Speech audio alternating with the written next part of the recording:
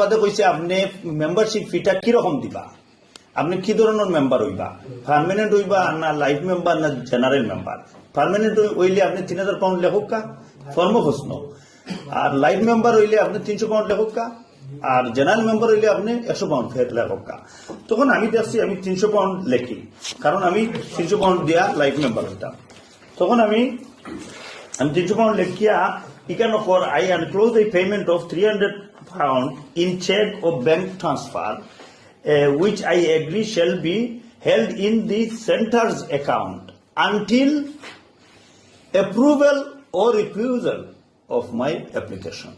তো এখানে কিতা বুঝাইলো আমারে, আমি কিতা বুঝলাম, আমার পয়সাটা সেন্টার অ্যাকাউন্টে টাকা হইব যতক্ষণ পর্যন্ত, বুঝছেন তো, ফরমে হওয়ার। এই ফর্মটা সাধারণত আমরা বিভিন্ন সংগঠন তো ওরকম নিয়ম, আর এগুলা আমারে যখন কইরা আগে পয়সা দেওয়া